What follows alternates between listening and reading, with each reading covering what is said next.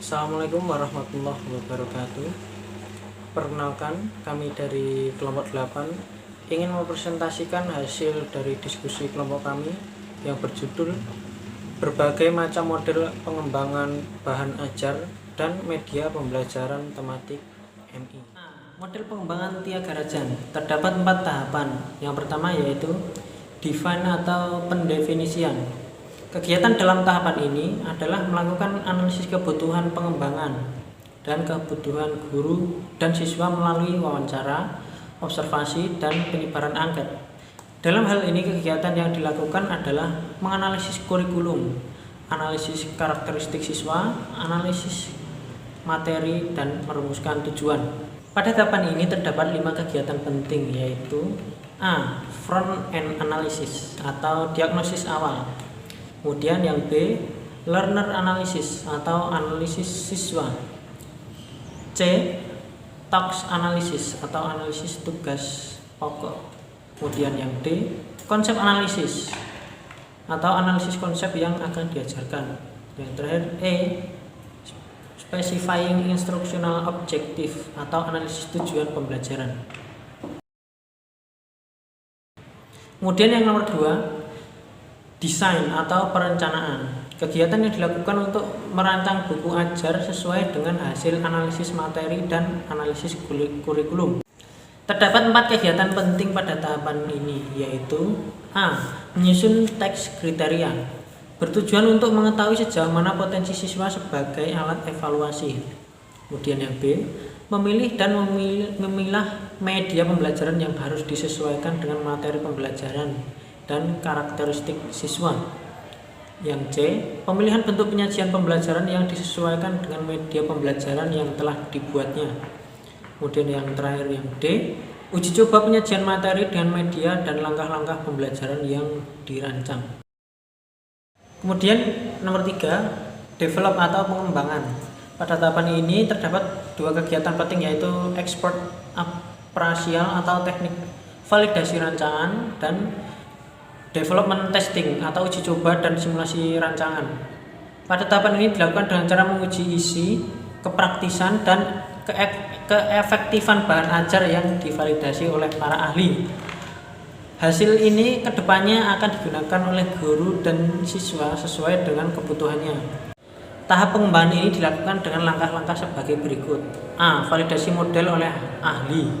Para ahli memvalidasi panduan penggunaan model dan perangkat model pembelajaran. Kemudian yang B, revisi model berdasarkan masukan para ahli. Yang C, simulasi atau uji coba terbatas dalam pembelajaran kelas.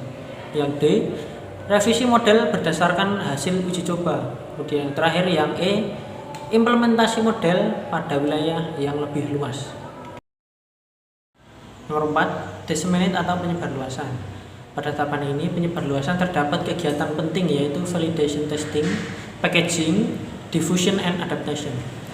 Pada kegiatan validation testing, produk atau rancangan yang sudah direvisi pada tahapan pengembangan dapat digunakan dan diterapkan pada kegiatan sebenarnya di lapangan.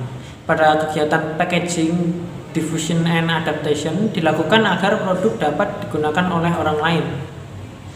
Produk yang telah dibuat dikemas dengan cetakan buku panduan, kemudian dapat disebarluaskan agar dapat diserap atau difusi atau dipahami oleh orang lain sehingga dapat digunakan pada kegiatan. Saya akan mempresentasikan model pengembangan Plum dan Luther.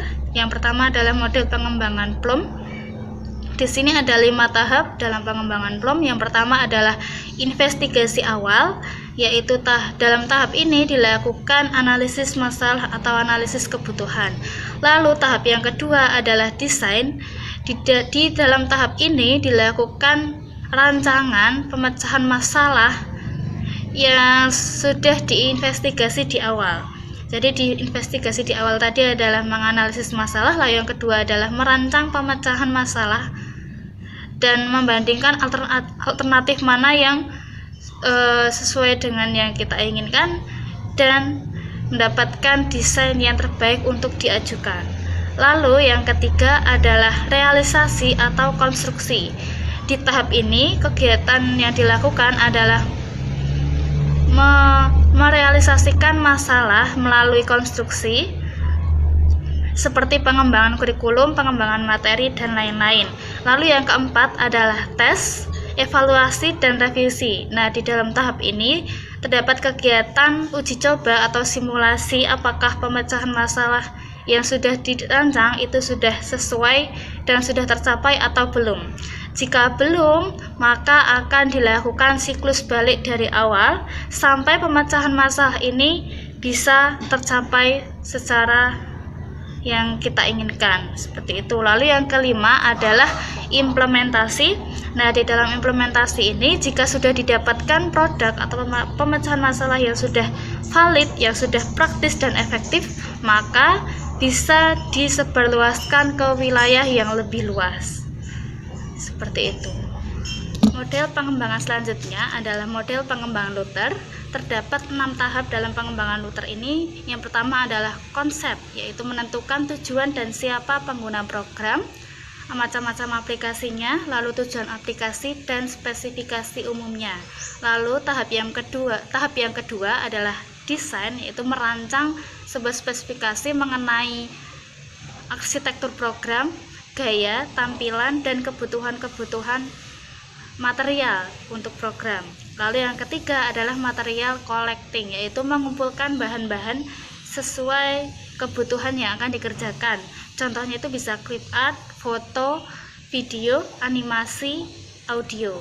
Lalu tahap yang keempat adalah assembly atau pembuatan. Nah, di sini di kegiatan ini adalah pembuatan semua bahan multimedia seperti storyboard, lalu ada bagan alir dan struktur navigasi. Lalu yang kelima adalah testing. Nah, di testing ini adalah pengujian program. Nah, pengujian program ini ada 2 kegiatan. Yang pertama adalah pengujian secara alpha dan yang kedua adalah pengujian beta. Kalau pengujian alpha itu adalah pengujian dilakukan oleh pembuatnya sendiri, oleh lingkungan sendiri.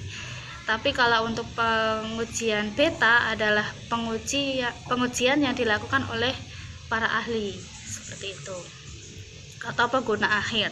Lalu tahap yang keenam adalah distribution. Nah, program yang sudah diuji akan disimpan di suatu penyimpanan, di dalam suatu media penyimpanan.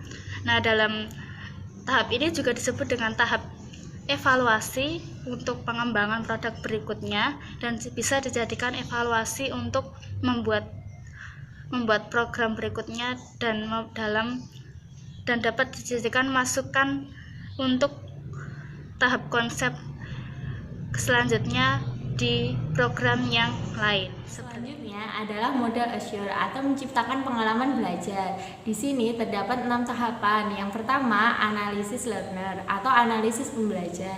Tujuan analisis pembelajar meliputi 3 faktor kunci dari diri pembelajar yang meliputi. Yang pertama, general karakteristik atau karakteristik umum. Yang kedua adalah specific entry kompetensi atau mendiagnosis kemampuan awal pembelajar. Yang ketiga adalah learner style atau gaya belajar. Yang kedua adalah set standard and objective atau menentukan standar dan tujuan. Tahapan selanjutnya dalam Assure model adalah merumuskan tujuan dan standar. Dengan demikian, diharapkan peserta didik dapat memperoleh suatu kemampuan dan kompetensi tertentu dari pembelajaran. Dalam merumuskan tujuan dan standar pembelajaran perlu memperhatikan dasar dari strategi, media, dan pemilihan media yang tepat. Yang ketiga, select strategis, teknologi, media, and materials atau memilih strategi, teknologi, media, dan bahan ajar.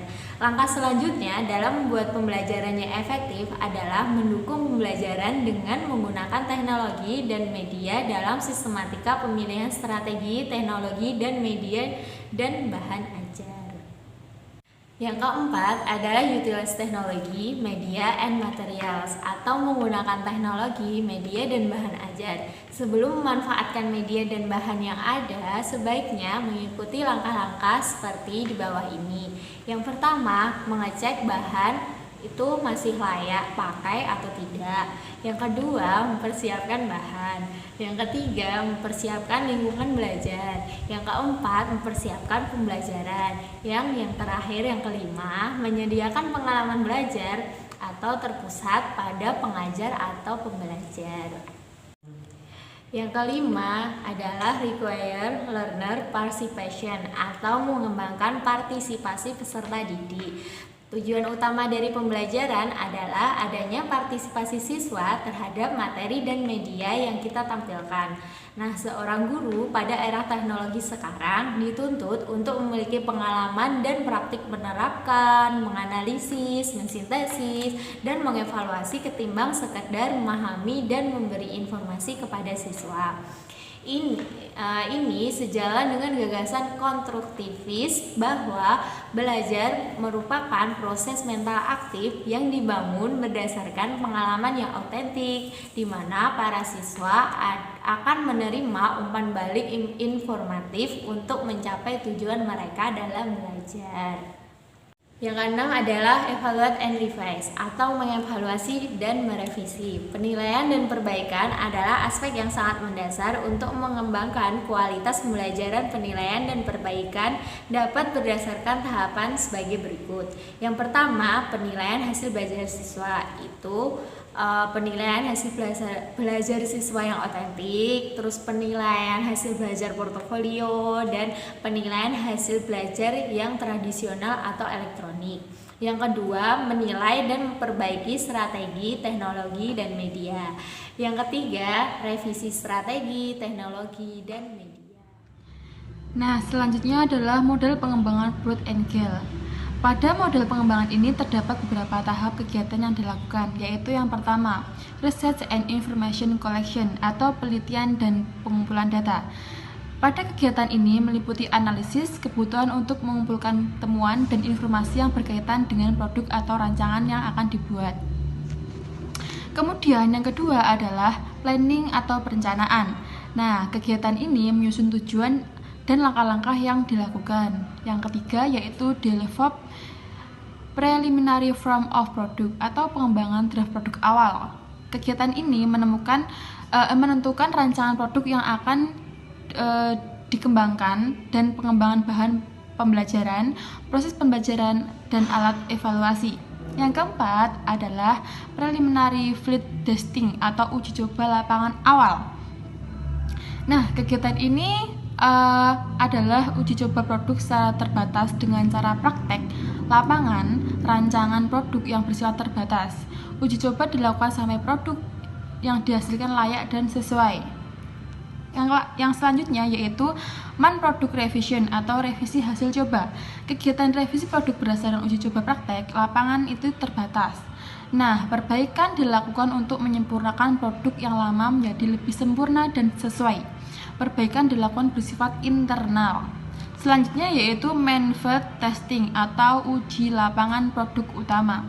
Kegiatan uji efektivitas rancangan produk, uji efektivitas rancangan dengan menggunakan teknik eksperimen, model penggulangan.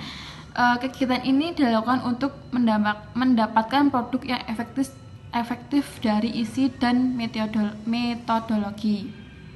Yang selanjutnya yaitu yang ketujuh yaitu operational product revision atau revisi produk. Nah, kegiatan ini menyempurnakan produk atas hasil coba lapangan berdasarkan masukan dan hasil coba lapangan utama. Yang kedelapan adalah operational field testing atau uji coba lapangan skala luas atau uji kelayakan. Nah, kegiatan yang meliputi uji efektivitas dan adaptabilitas rancangan produk, uji dilakukan dengan simulasi langsung secara skala besar. Selanjutnya, final product revision atau revisi produk final. Nah, kegiatan menyempurnakan produk yang sedang dikembangkan. Kegiatan ini merupakan penyempurnaan produk terakhir yang seharusnya akan lebih akurat dan tingkat efektivitasnya dapat dipertanggungjawabkan. Yang ke-10 atau yang terakhir adalah diseminasi dan implementasi. Kegiatan mengenalkan produk pada forum khalayak dan mengimplementasikan produk pada pabrik pendidikan. Produk dapat didistribusikan dan disebarluaskan ke wilayah yang lebih luas untuk digunakan oleh